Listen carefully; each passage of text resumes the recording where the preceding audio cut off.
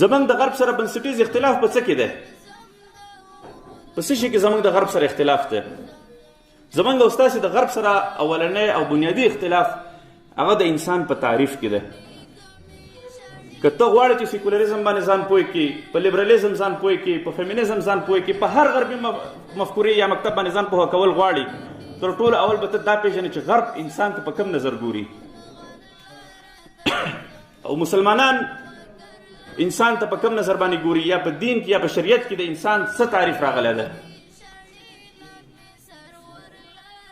چې کله هم موږ او تاسې د انسان په تعریف باندې پوه شو، موږ او تاسې کولی شو چې د غرب ټول نظام باندې پوه شو، د هغوی په اهدافو باندې پوه شو، د هغوی په افکارو باندې او په مقاصدو باندې پوه شو.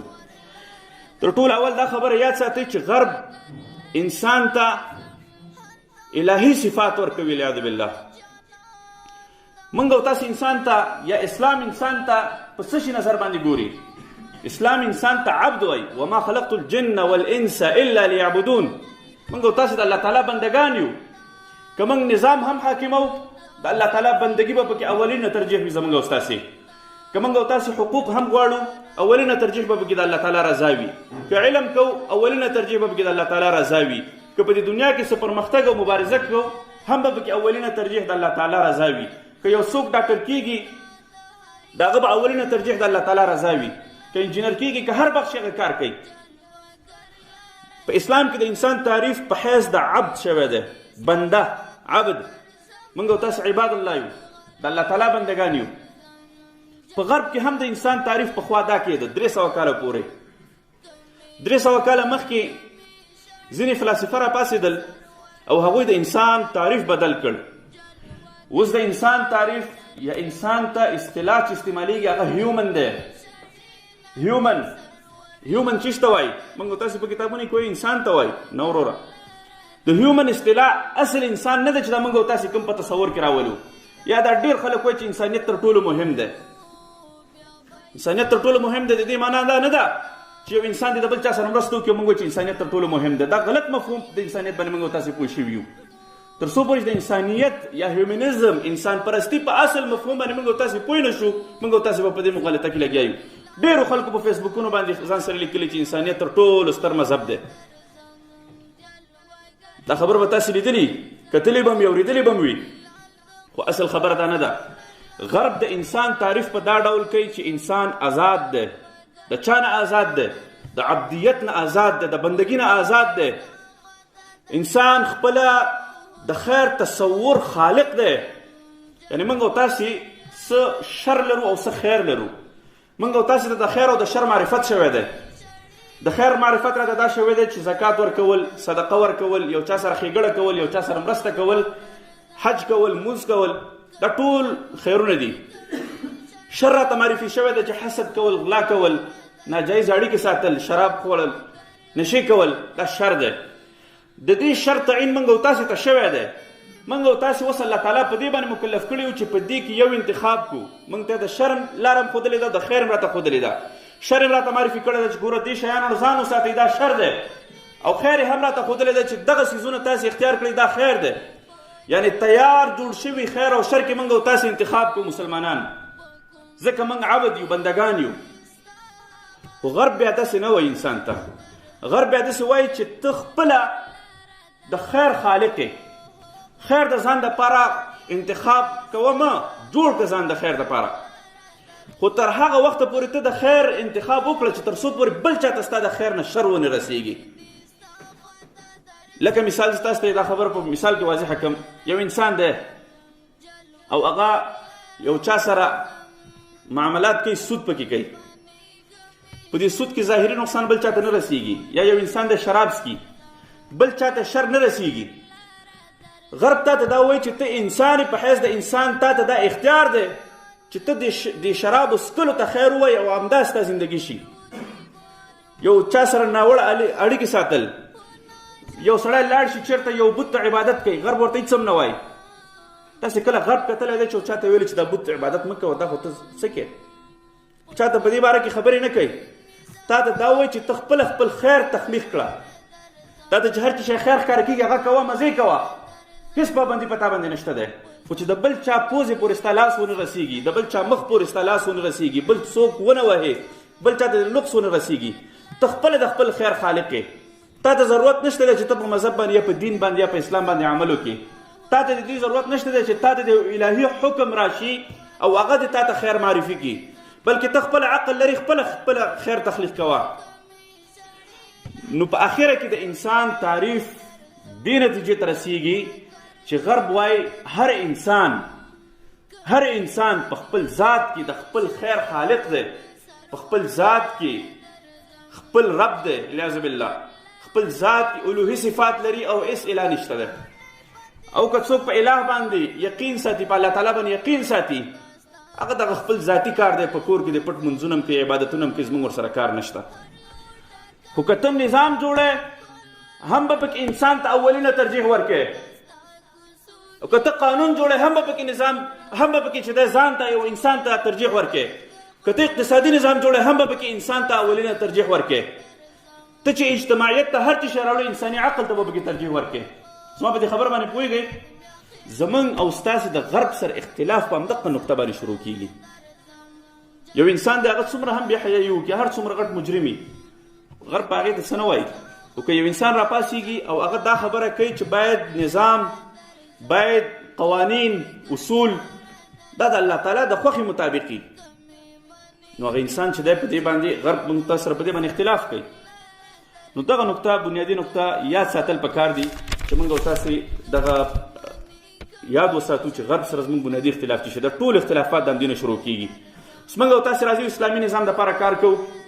غرب ولې اسلامي نظام دپاره کار کوي؟ زموږ او ستاسې د غرب په اجتماعي او سیاسي نظام کې بنیادي توپیر دا دی چې موږ د خپلو قوانینو منبع اسلام یا د خپلو قوانینو اساس دین ګڼو، د الله تعالی احکامات ګڼو، هغه خیرونه او شرور ګڼو چې کوم موږ او تاسې ته معرفي شوي دي. موږ او تاسې چې خپل قانون جوړو موږ او تاسې ته معرفي شوی دی. غرب وایي تاسو غلطه کوئ، تاسې خپل انسانیان یاست، تاسې خپل قوانین جوړ کړئ، تاسې آزاد یاست. 40 اسلامي هیوادونو کې رای اچول کېږي. د اکثر اسلامي هیوادونو اکثره وګړي اکثره مسلمانان دي، جمهوریت پکې ده. خو تر نن تاریخه پورې موږ او تاسې ګورو چې جمهوریت په حیث د دې چې د مسلمانانو د خوښې مطابق کار وکړي د غرب په خوښه روان دی. 40 جمهوري هیوادونو کې ماته یو هیواد وښایئ چې په هغې کې د شرعي سزا ورکولی کېږي. موږ او تاسو ټول د دې قایله یو او که نه چې شرعي سزاګانې اسلام منلې دي؟ قایله یو که نه؟ منو یې که نه؟ ټول په دې باندې قایل یو شرعي سزاګانې د جرم ختمولو دپاره یو بهترینه لاره ده. خپله غربي فلاسفه دا خبره کوي، میشل فوکارټ دا خبره کوي، ډسپلین اینډ پنش کې دا خبره کوي. خپله غربي فلاسفه په دې قایل دي. خو یو اسلامي هیواد کې هم څوک قوانین نشي نافظولی. ولې په دې هیوادونو کې مسلمانان نه دي؟ د دوی د رای مطابق ولې کار نه کېږي؟ ولې د دین په خوښه باندې د اسلامي نظام یا شرعي نظام دپاره لار نه هوارېږي؟ چې هر ملک وګورئ کال کې خامخا یو ځل دوه ځلې داسې قوانین یا داسې مقننه یا داسې قوانین جوړونه کېږي چې هغه غربي قوانین سیکولر قوانین دي. د دې بنیادي وجه څه شی ده؟ د دې بنیادي وجه دا ده چې موږ او تاسې د غرب په ګیلاس کې اسلامي اوبه څښل غواړو. موږ او تاسې د نظام سانچه هغه د غرب انتخاب کړې ده چې جمهوریت ده، غواړو پکې اسلام. دا ممکنه ده؟ ناممکنه خبره ده. هېڅکله هم داسې نشي کېدلی. په دې باندې دلایل لرو موږ او تاسې، په دې باندې پوهه باید ترلاسه کړو. اوس د غرب بنیادي فلسفه چې ده هغه د انسان په تعریف کې موږ او تاسې مطالعه کړه. اوس بنیادي ټکی د غرب څه شی دی؟ هغه ازادي ده. ازادي باید چې انسان ته ورکړی شي، د خپلې خوښې ازادي، د خپل خیر تخلیق کولو ازادي. اوس دغه ازادي دا په ټولو قوانینو یا په ټولو اصولو کې یو اصل ده. لکه مثال له خبرې ته پیسې ګټل غواړې، تا ته باید ازادي وي. که ته په جوارۍ باندې ګټې، که ته په حلاله ګټې او که په حرامه باندې ګټې، باید چې ته ازادي ولرې. که ته څنګه لباس کول غواړې باید چې ته ازادي ولرې. یو څوک ستا د خواهش په مخ کې ونه درېږي، تا ته دا ونه وایي چې وروره دین دا وایي او دا. ډېر ځوانان موږ تاسې کتلي زموږ او ستاسې په دې ټولنه کې ته ورته د دین خبره وکړه، د اسلام خبره وکړه، زه بالا دین چې شته وایي، هر ځای کې د ځان نه ملا جوړ کړی. دا هغه ذهنیت دی چې 10,000 کیلومتره لرې یو فلسفي نن 300 کاله مخکې راپاڅېدلی دی او نن یې زموږ او ستاسې دا ذهنیت جوړ کړی دی او زموږ او ستاسې بحث هم نن په همدې خبره باندې دی چې ولې یو 10,000 کیلومتره 15,000 کیلومتره 6,000 کیلومتره لرې یو هېواد کې یو سړی 300 کاله مخکې تېر شوی او هغه موږ ته راپاڅېږي او موږ او تاسې د خپل دین په خلاف باندې د خپلو خواهشاتو د تابعداري دپاره هغه فلسفې پسې ځو.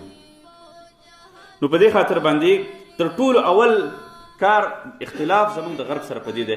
اوس غرب دا نظریه لري چې انسان خپله د خپل ځان خالق دی، خپله د خپل ځان رب دی، خپله د خپلو خواهشاتو تعین کوونکی دی او آزاد دی. په دې کې دغه خبره غرب غواړي چې په دې ټوله اسلامي نړۍ کې په موږ او تاسې باندې عملي کړي. هر فکر چې تاسې ګورئ، ګورئ که فیمینیزم وګورئ، د ښځو د حقوقو دپاره بحث کېږي. اولنۍ ناره څه شی؟ ازادي. اولنۍ ناره څه شی؟ ازادي. هغې موږ نه په لباس کې هم غواړي چې زه د خپلې خوښې لباس اچوم، زه د خپلې خوښې دین منتخب کړم، زه د خپلې خوښې مطابق کوم چې چا سره ځم د کور وځم، چېرته ځم هلته ځم. په جمهوریت کې ټولو نه اول بحث په څه باندې کېږي؟ په ازادي باندې کېږي چې ما ته د قانون جوړونې حق راشي، ما دې آزاد کړل شي، دین د ضرورت نشته دی، زه دې بس د قانون جوړوم. موږ او تاسې زموږ او تاسې په هېواد کې چې کوم جمهوریت و هغې ته ریپرزنټیټیو ډیموکراسي وایي، یعنې داسې یو ډیموکراسي چې په هغې کې به موږ او تاسې د خپلې خوښې مطابق سړی پارلمان ته لېږه، پارلمان کې به هغه سړی ناست و، هغوی به قوانین خپلو کې جوړ کړو، موږ او تاسې به ترې نور خبر هم نه. همدغه راز سیکولریزم کې تاسې که وګورئ، مذهب ته ضرورت نشته دی، مذهب دی په کلیسا کې یا دی په جومات کې. باید موږ او تاسې آزاد واوسېږو، د خپلې خوښې مطابق د خپل عقل مطابق نظام جوړ کړو، موږ او تاسې په دې کې ازادي باید ترلاسه کړو. دا هغه بنیادي فلسفه ده چې زموږ او ستاسې په ټولنو کې تطبیق کېدل غواړي. غرب غواړي چې دا تطبیق کړي. تر دې ځایه پورې زما په خبره باندې پوه شوې تاسې؟ دا ډېر اسانه الفاظو کې ما تاسو دا خبرې وکړلې. اوس راځو دې خبرې ته چې د غرب مقصد څه شی دی د دې کار نه. اوسګار دی چې هغه دغه ځای نه راځي 3,000 کیلومتره لرې دلته جمهوریت او زموږ د حق زموږ د غم هم مړه دي. په خپلو هېوادونو کې په جرمونو د غربتونو په زیاتوالي باندې ستړي شول چې هلته خلک غربت طرف ته روان دي، جرمونو طرف ته روان دي. په تېرو 4 میاشتو کې په امریکا کې 14,000 کسانو یو بل سره وجلي دي او غرب امریکا په 160 هېوادونو کې 200 واډې جوړې کړي دي. په خلکو باندې چاکلیټونه تقسیموي، وروره په خلکو باندې موادونه تقسیموي، خلکو ته وایي چې ټوپک لري کې دا قلم واخلئ. په خپل هېواد کې په 4 میاشتو کې 14,000 کسان یو بل وژلي دي. شاګرد راپاسېږي، معلم ووژني، معلم راپاسېږي 4 شاګردان ووژني. بې امني ده، روزانه هلته واقعات کېږي. غرب د کومه غمه مړ دی چې دلته راځي او دلته دا کار کوي؟ ولې راځي غرب دلته د خپل فکر دپاره کار کوي؟ د دې تر ټولو ستر جواب دا دی چې غرب مسلمانان محکوم ساتل غواړي. زموږ او ستاسې او د غرب ترمنځ د ډېرو کلونو راهیسې جګړه روانه ده. اول زموږ د صلیبیانو سره جګړه روانه وه، بیا ورپسې چې نوي ملحدین راغلل هغوی سره زموږ جګړه روانه ده. او لکه څنګه چې وختي ما تاسې ته د خبرو په شروع کې ویل چې زموږ او ستاسې قلم واخیستل شو، زموږ او ستاسې ساینس او ټکنالوژي او زموږ او ستاسې پوهه واخیستل شوه، زموږ او ستاسې ځمکې موږ نه واخیستل شوې، زموږ او ستاسې وقار او حاکمیت واخیستل شو، زموږ او ستاسې دین اوس اخلي. هغوی زموږ او ستاسې دین اخلي. ولې اخلي؟ الفرید وایټ وایي، ډاکټر الفرید وایټ یو امریکنی دی او هغه دا خبره کوي چې غرب ولې یا د تهذیبي جګړې ولې کېږي؟ ولې یو تهذیب په بل تهذیب باندې ځان مسلط کول غواړي، یو تمدن په بل تمدن باندې ځان مسلط کول غواړي؟ هغه وایي چې 4 لاملونه دي. اول نمبر باندې اقتصادي فواید دي. راځئ په دې اقتصادي فوایدو باندې موږ او تاسې بحث وکړو. په هندوستان باندې د برطانیې 200 کاله حاکمیت و. د هندوستان یوه اقتصاد پوهه ښځه و، هغې یو تحقیق وکړ چې په 200 کاله کې برطانیې د هندوستان نه 46 ټریلیونه ډالرو مواد وړي دي. 46 ټریلیونه ډالرو مواد یې وړي دي. برطانیې که په ټولو دنیا باندې حاکمیت کولو د مغولو سلطنت ختم کړ، د دوی نه چې دی هغه مواد واخیستل، هیرې واخیستلې. د هندوستان نه کوه نور هیره ده، بله ورځ د برطانیې یو شهنشاه په سر باندې هغه وځلول شوه، دی د هندوستان نه پټه کړې ده. 46 ټریلیونه ډالر چې نن سبا وخت کې د برطانیې ټول مالیات شپږ څلوېښت تریلیونه ډالر د هغې یوازې 200 کاله د هندوستان نه د هندوستانیانو په مرۍ باندې د هندوستانیانو په ذهنونو باندې خپې ایښې وي او دا پیسې ترې نه وړلې. دا یې ولې وړي دي؟ د دې دپاره یې وړي دي چې خپل ځان پې بسیا کړي او خپل مخالف یا مسلمان حاکمیت یا مسلمان سلطنت ختم کړي. په هندوستان کې د هندوستان 25% صادرات ټوله دنیا 25% صادرات یوازې هندوستان کول. او چې کله په برطانیه حاکمه شوله نو 3% صادراتو ته راورسېدل. ششي ترور په خپل کتاب کې د انګلوریس امپایر کې دا خبره کوي چې 3% صادرات بیا کېدل. چې کله برطانیه هندوستان ته تلله 90% مسلمانانو، چې کله ترېنه بېرته وتل 200 کاله بعد 4% مسلمانان چې د هغه تعلیم یافته خلک وو. اول 90% مسلمانان تعلیم یافته وو. الجزایر تاسې وګورئ، د غربت سره د فقر سره د مشکلاتو سره مخ کړ. افریقا تاسې وګورئ د کم حالت سره مخ کړ. د افریقا نه زر واخیستل، معدنیات یې ترېنه واخیستل، غمي ترېنه واخیستل، هر څه یې ترېنه واخیستل. د افریقا هغه عوام چې هغه د صحرا د پاسه اوسېږي هغه د تندې نه مري. په 30 میلیونه ډالر باندې د ټولې افریقا د اوبو مشکل حل کېدلی شي. افریقایان چې ګرځي په غمیو باندې ګرځېږي. ټوله دنیا کې چې تجارت کېږي د افریقا په غمیو باندې کېږي، خو خپل افریقایان ترېنه فایده نشي اخیستلی. فرانسه ځي هلته، جرمني ځي هلته، امریکا ځي هلته چې دی په هغه خلکو باندې سرمایه ګزاریانې کوي. دغه خلکو نه د سرمایه ګزاري مقابل کې ډېره فایده اخلي. نو اول نمبر باندې ما تاسو ته وویل چې د غرب مقصد څه شی دی، هدف څه شی دی چې هغه فایده ترلاسه کوي. نو اول هدف یې دا ده چې مادي فواید ترلاسه کوي. هغه دویم نمبر باندې فایده هغه دا ده چې هغه خپل یو احساس یو برتري په موږ او تاسې باندې حاصلول غواړي، په موږ او تاسې باندې حاکمیت کول غواړي. ډېر وخت کې موږ او تاسې ګورو چې مال په ځای باندې حاکمیت ته ترجیح ورکوو، مشري ته ترجیح ورکوو. غرب دا نه غواړي چې زما په هېواد کې د یو مسلمان حاکم شي، یا دې زموږ او ستاسې غرب دا نه غواړي چې په اروپا کې دی یو مسلمان لاړ شي او هلته دې په هغوی باندې حاکمیت وکړي، بلکې هغه دا غواړي چې موږ او تاسې دې په همیشه دپاره په مسلمانانو باندې حاکمیت وکړو. موږ او تاسو ته ډېرې لارې چارې لټولې دي. تر ټولو اول ستر مشکل چې دی هغه اقوام متحده ده. اقوام متحده کې هغوی د انسان تعریف کړی دی، انساني حقوق چې شته وایي. اولنی تعریف د انسان دا دی چې د انسان باید آزاد وي. کومه ازادي ولري چې کوم ما د بیان په اول کې تاسې ته وکړله.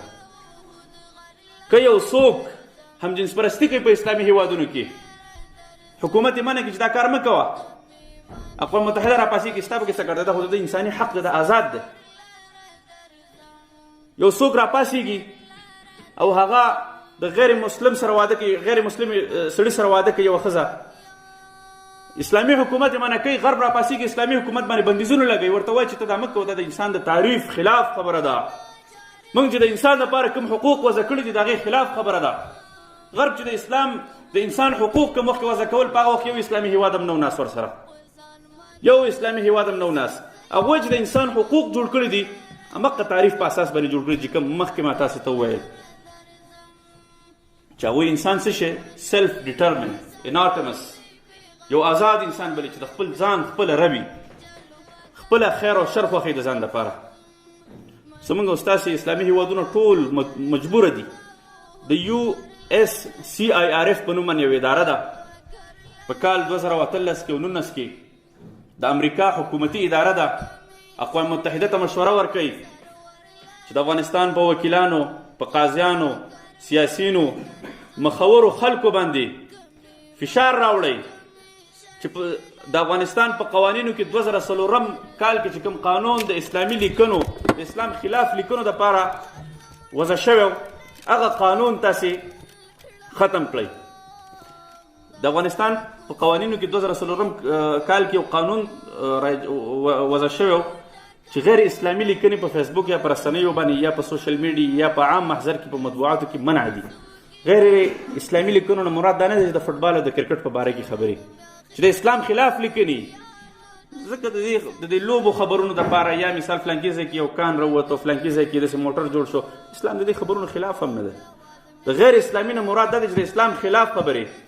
USCIRF اداره امر کوي اقوام متحده ته، او دا حکومتي اداره ده په 2019 کال کې ورته وایي چې دغه قانون تاسو د افغانستان په سیاسیونو فشار راوړئ ختم یې کړئ.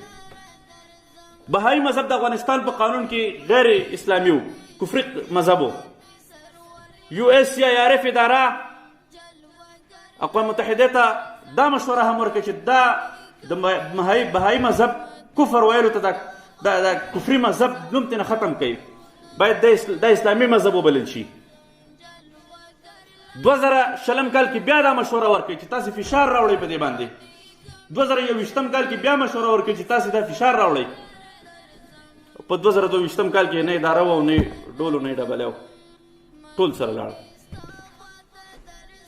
خبر اصل کې داسې ده چې زمونږ او ستاسې د تهذیبونو، زمونږ او ستاسې د حکومتونو د سیکولر کولو دپاره غرب لګیا د ډېر د پخوا راهیسې کار کوي.